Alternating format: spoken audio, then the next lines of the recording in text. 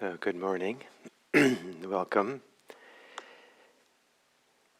And so this week, what I'm titled kind of mindfulness of mind is not the same as what we did some weeks ago. We did the third foundation of mindfulness, where that was also mindfulness of mind. It's mindfulness of mind is kind of like a little, sometimes used these days as a almost synonymous with mindfulness of awareness. It has other meanings as well, but the ability to notice awareness, not just the objects of awareness, is one of the great delights that can come along with this practice. And it's also very helpful for kind of feeling your way to freedom from clinging to the objects of awareness. And so there's a kind of a paradigm shift that goes on in meditation. And it's a little bit like this, that, or very much like this, is starting to become aware of the silence of awareness, or the spaciousness, the vast space of awareness, or the stillness of awareness. And these are kind of metaphors, so it's not exactly, we are kind of experiencing it, but we don't want to make it into something too solid or fixed ideas. But for example, when you taste a strawberry, and it's the tasting on the tongue is very distinct from the idea of strawberry, the ideas of liking the strawberry. The tasting has no words as part of the tasting. The words come as a response to the taste. And so sometimes when we really want to taste something well, we even close our eyes, we reduce our senses, and we even let the thinking mind become quiet so we can really sense what's happening. The tasting is silent, but the mind might not be. There might be immediately a cascade of thoughts about wanting more strawberries. When we see, the seeing itself is silent. The words and stories, ideas in the mind are secondary. They come after the seeing. But the seeing itself happens in silence. If you spend a cold day and then maybe working hard outdoors, and you come home and take a warm bath and really want to feel the wonderfulness of the warm bath and really let it soak in and relax. The sensations of the body, the relaxation, the warmth, this comfort, the sensing there in the body is silent of chatter, of thoughts, of ideas. And there again, if you want to really feel this, the pleasure, the comfort, the relaxation of the bath, you might even kind of put aside all your thoughts and concerns for a few moments and just really luxuriate in the silence of it, the silent mind. So there is this paradigm shift where we are capable in meditation to also sense and feel things in silence. It's also possible to be aware by thinking about it, by having cognition and thoughts and labels, recognitions. Oh, this is warmth, this is a strawberry. And this is also, in a simple way, this is also part of mindfulness. But mindfulness of awareness is closer to being aware of the silence in which we're aware, the space in which we're aware, the stillness in which we're aware. And it's a radical shift from being concerned with the content of our thoughts, with the things we're thinking about or things we are aware of. So even if you're aware of your body, there's a shift to not only being aware of the sensations, but being aware of the awareness that is aware. An awareness which is coterminous with stillness, with silence, with spaciousness. So I hope this makes some sense, and if not, don't worry about it. Except that it might be good to file this away, because someday it might be relevant. So to assume a meditation posture, and to relax your gaze, lower your gaze,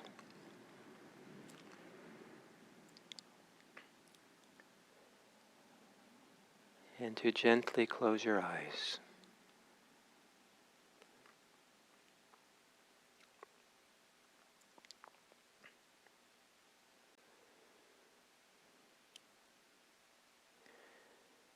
And to appreciate the sensations of your body, whatever they might be, and how the body experiences them silently. The body is not a thought. The body feels and senses. And to gently take a few long, slow, deep breaths. And relax, let go as you exhale.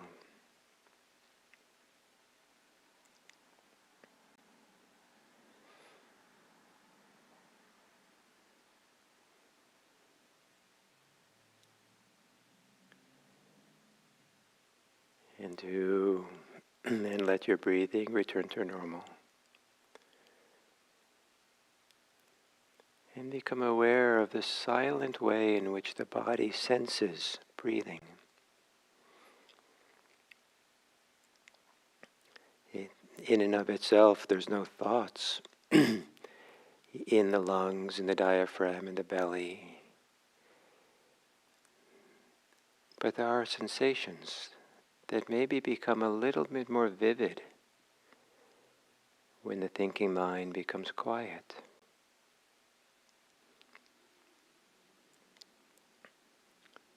Or more vivid as we feel the silence around those sensations.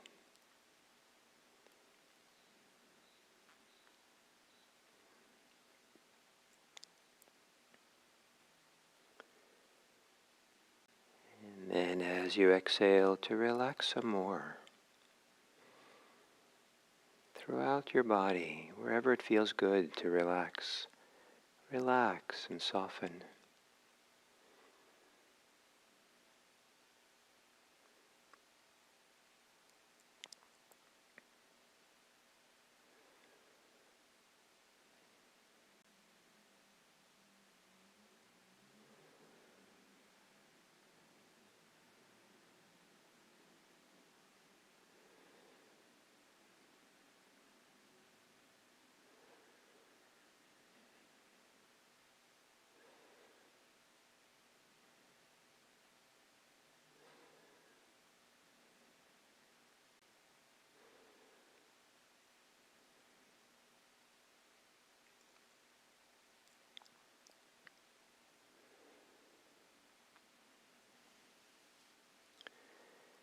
Relaxing your thinking mind, softening the pressure, the tension associated with thinking.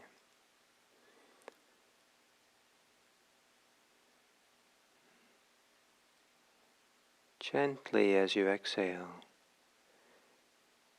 allowing the agitation of thinking to settle down.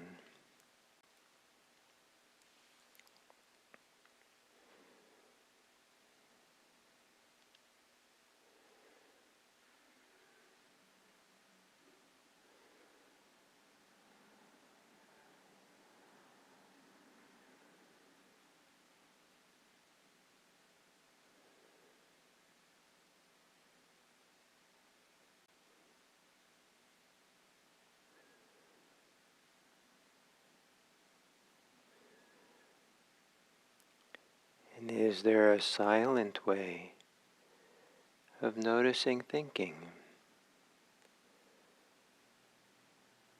A silent knowing or sensing the mind involved in its thoughts?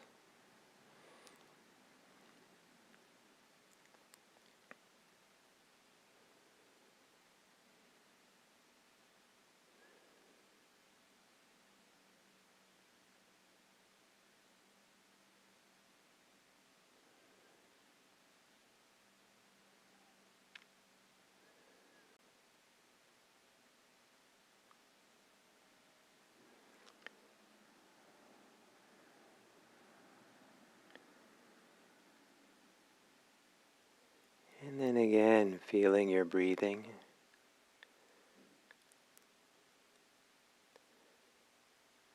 And perhaps a silent awareness of breathing. Silent that's free of wanting and not wanting anything.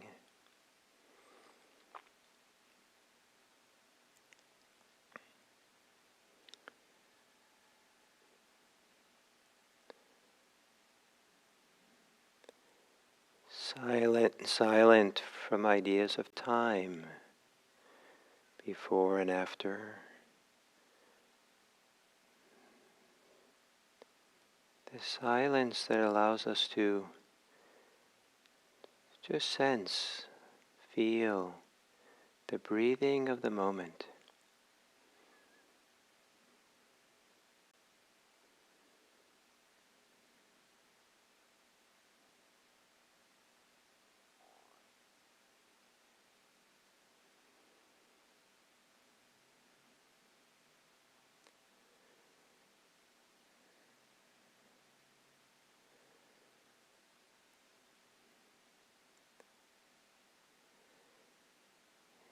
And if you feel any silence, quietness,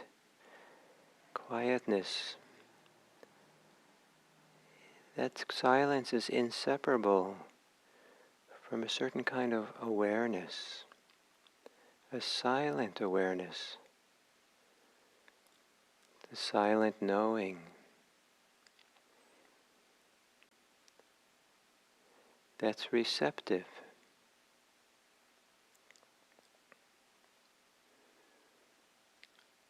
that has space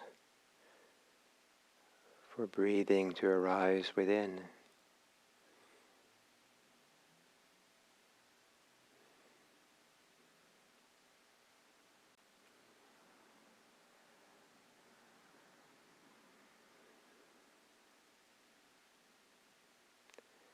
And the practice is the meeting of the breathing and the silent awareness.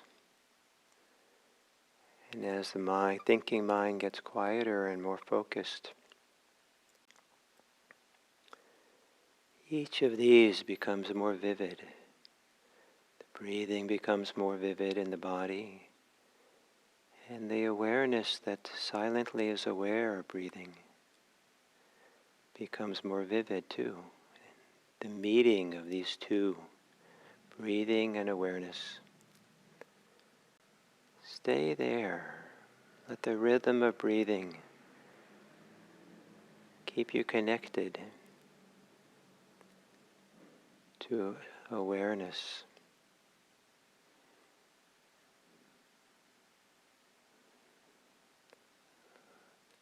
Like the waves on the ocean wash up across the sandy shore, back and forth.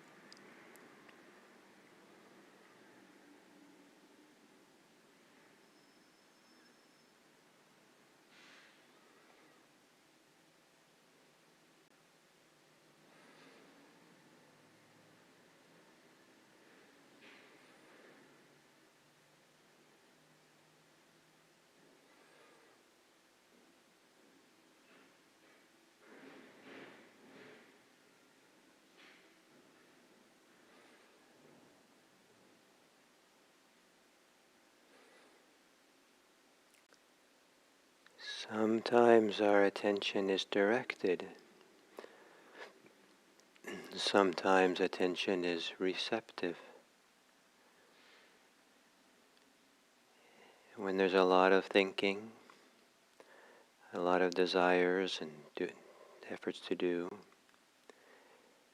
attention tends to be directed.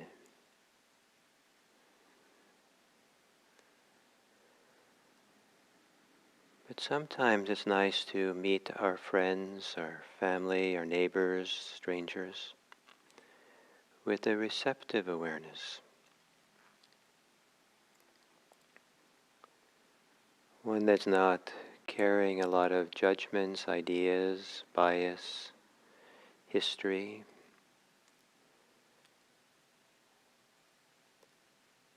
Maybe even an awareness that's a little bit silent of thoughts. Just present, open, available to feel, to sense, to be aware in kind of silent awareness of another person, of others. Sometimes that's a way of experiencing others more fully without the limitations of our preconceived ideas.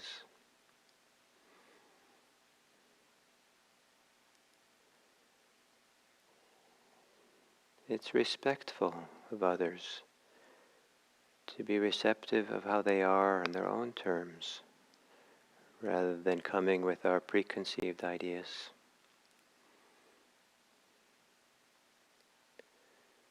And may it be that this practice that we do fosters this kind of respect. The respect that we allow people to be themselves, at least until we've taken them in, the fullness of who they are, in a receptive awareness,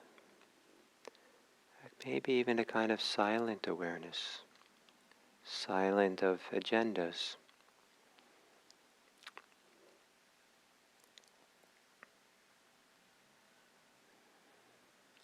And maybe it's in this fuller awareness of others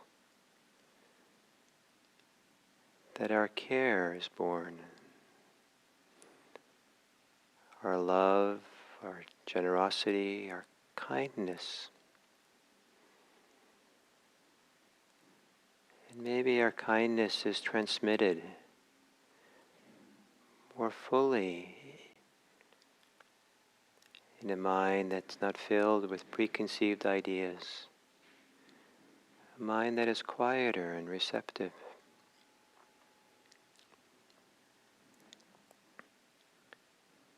May it be that through this meditation practice that we have a more vivid awareness of others. And in doing so, may we contribute to their welfare and happiness.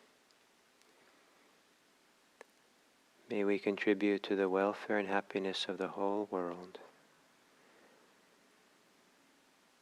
May it be that this meditation practice we do supports the happiness, safety, peace, and freedom of others. May all beings be happy. May all beings be safe. May all beings be peaceful. And may all beings be free.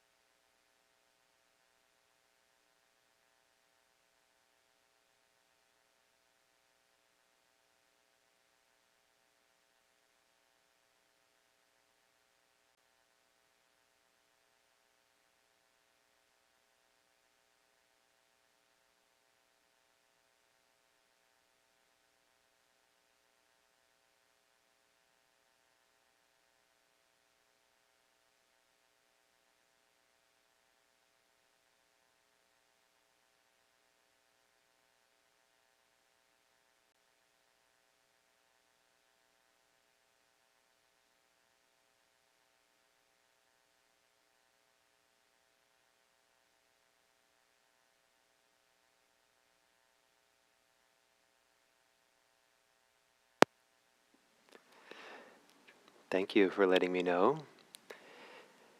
And, so we have lots of silence, and the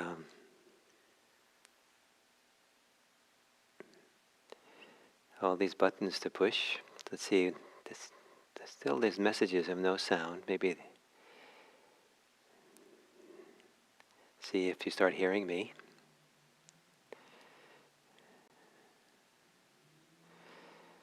So still no sound. Maybe there's just a lot of people who typed in. It takes a while for it to upload.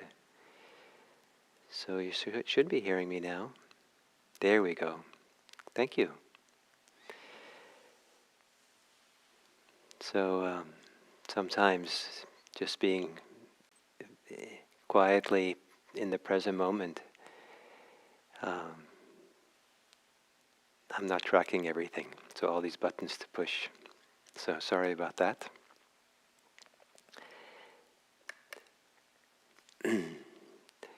So this morning, the perspective for the topic is that of respect.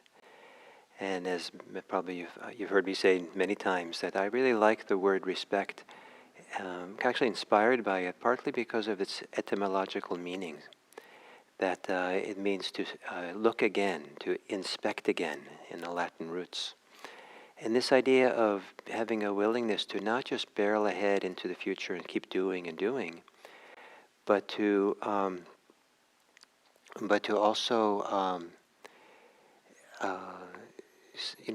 take a deeper look.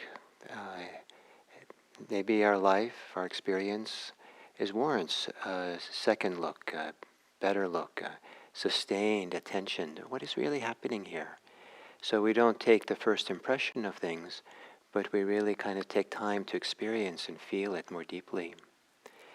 And then as we do this, one of the benefits of it is we begin appreciating the looking itself, the ability to give a second look, that there's something about looking again, seeing in a relaxed and open, receptive way that's a little bit free, or very free, of our preconceived ideas, our agendas, our preferences, our bias, all kinds of things that so easily comes along if we just go rapidly from one thing to another.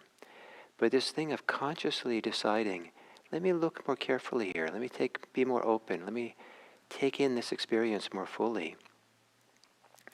That's a kind of sidestepping, or kind of putting aside slightly the automatic preconceived ideas that kind of get carried along. Ideas and thoughts and agendas that are directing attention often. I want this, I want that, I want this. And that some of us can experience kind of acutely if we're surfing on the web, on the computer, just kind of going from one thing to the other, seeing this and that and looking. And its mind is being directed all the time. But to step back and be willing to look again, look more carefully. At some point, the looking becomes, the fact that we're looking, the act of looking, becomes kind of special. I've been in places with wonderful vistas, great vistas. Maybe high up in the mountains with the great views of the landscape, or below, or on the beach looking out across the ocean. And for me, at least, there's something about the panoramic view of lots of space and openness, and then kind of relaxed looking, that I just enjoy looking. And after a while, certainly I'm appreciating what I see, but I also appreciate the relaxed, open, kind of receptive, just looking and gazing. And it's almost like they're both separate and not so separate, the looking and what's being seen. But how they're separate is the looking now stands out and highlights. There's seeing happening. And that seeing is so relaxed and spacious and open, and I could just stay here looking at these clouds drifting in the sky for a long time, or looking at the river flowing by. I can just look and just feel so relaxed and settling to do this looking. And as opposed to riding every cloud and saying, well, that cloud is a little bit too big, it has too much of a bump here, or that one is a nice shape, and I like to keep it that way. And let me find a better cloud to look at because this one's getting kind of boring. To constantly be involved in this directedness is a very different, we lose sight of the fact that we're looking. We look more at our preferences. The cloud should be that way, not this way. And so this respect, looking again and again, is partly what we're doing in mindfulness practice. We're learning not to ride the waves of our preferences, our agendas, what we always want, but step back, we do that, but when we step back, take another look. At some point, the mindfulness begins to stand out and highlight. Oh, it's so good to be mindful. In being mindful, there's freedom, there's spaciousness, there's a relaxation, there's an ease. And that this is good. And we start becoming aware of awareness itself. Now, this topic of awareness is a big topic. And I think that I kind of like to use the word as a vague word, because different people have different reference point for what awareness means. And so some people, when you talk about awareness, and for them, the way they know things is much more through their thinking. And so they're thinking about things, that's how they're aware. Some people, it's more a sensing. They're aware, almost like through their body, and they're sensing. Some people, it's more of a silent knowing, where not really aware of any active cognitive movement of the mind to know, but there's a silence, just they know kind of intuitively or something. So there's many ways to know. And in the mindfulness tradition, there's a variety of different kinds of knowing that operate at different times. But what can happen with each one of them, regardless of what your way of knowing is, what you think awareness is for yourself, at some point it gets highlighted. It stands out a little bit and highlight, like, oh, here is something. This is not the object of what I'm thinking about. This is the receptivity or the experience of knowing it. And then we can become aware of the attitudes, like we talked about yesterday, that go along with it, desires, the contractions, that kind of are part of being aware. But then we take a second look, until we begin experiencing awareness, knowing, sensing, feeling, observing, whatever it might be, kind of at ease, open, a certain kind of silence, a certain kind of spaciousness. Even when there's thinking, there can be a silence that knows it. One of my first entry points to the world of kind of spiritual life was spending a week in solitude. And it was a beautiful place and on a farm in nature. And in the course, I wasn't meditating, but in the course of the week, because I had no social contact, no talking with anyone, it was kind of like being on a meditation retreat without being on one. And I became acutely aware of myself thinking. And I had no thought that I had judgments about the fact that I was thinking, but it was the clarity by which I knew I was thinking. That clarity, oh, there's a thought. It was like really, it's just like, wow, it's kind of, there's a beauty, there's a clarity, there's a cleanliness, there's a openness, there's a distinctness that I'd never seen before. It was kind of like the old days, the radio would be out of tune, and then suddenly it came into, out of tune, you're tuning in the radio station, and you got it into tune, and then suddenly it would become clear. So it was kind of like that. Oh, suddenly the wavelength, I found the wavelength in my mind, and I was clearly aware, I knew. And that clarity of knowing, that clarity that is kind of what, for some people, the clarity is, they call awareness. And it's not different than awareness, but it's not exactly awareness, but it's coterminous with awareness. And the clarity is so beautiful, so wonderful. And so I became aware of this clarity that let me see my cognitive thoughts, my words, my mind with such clarity. And I appreciated the freedom, the ease that was there. So to respect, to be mindful of awareness, mindful of the process of being aware, is one of the ways, supports of coming to a place of clarity. In the meditation just now, I talked about silence, and that's another word. Things are, even though I was thinking when I was alone that week, and that the thinking became kind of acutely clear, each thought. I was aware of it in kind of a larger silence. Sometimes what's this mindfulness of awareness associated for some people is stillness. The awareness that's vividly, softly, wonderfully, velvety, still. Or sometimes it's spaciousness, just lots of space for it. And it isn't so much like that's so the ultimate thing, space or stillness or silence or clarity, but it's how it helps us to relax more deeply. It's how it teaches us about non-clinging, how it helps us to see where the remaining clinging is, and get a feeling for freedom. There's freedom in the clarity of awareness. There's freedom in the stillness and the silence of awareness. And so, you get to feel like a little hint, a smell, the doors open for that's where freedom is found. So finally, I'll give you another analogy that from my childhood that maybe for some of you, if you're old enough and did this kind of thing, when I was a little kid, sometimes my parents would take their car to a car wash.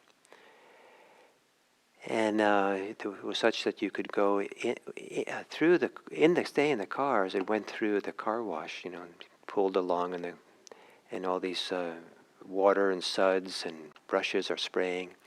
And it was kind of chaotic outside the car, coming against the windows. But inside the car, it felt so safe and quiet and peaceful.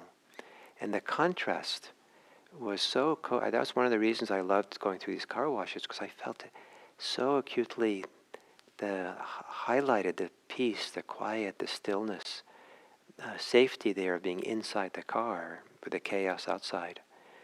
And so that's a reference point for me of how it can be in the mind sometimes, where I'm resting in awareness and there's a peace, there's a quiet, there's an openness, and independent of the chaos that might be happening around me. Carry our peace with us. So it's a little bit esoteric, a little bit, what I'm talking about today. And I'm trusting that for those of you who don't quite understand what I'm saying, which I wouldn't have when I was first introduced to meditation, that just relax with it, but keep it in mind, keep it filed away, and at some point you might have an experience. Oh, that's what Gil is talking about, and that might help you appreciate it and get the benefits of that kind of experience. So thank you very much, and I look forward to continuing this tomorrow.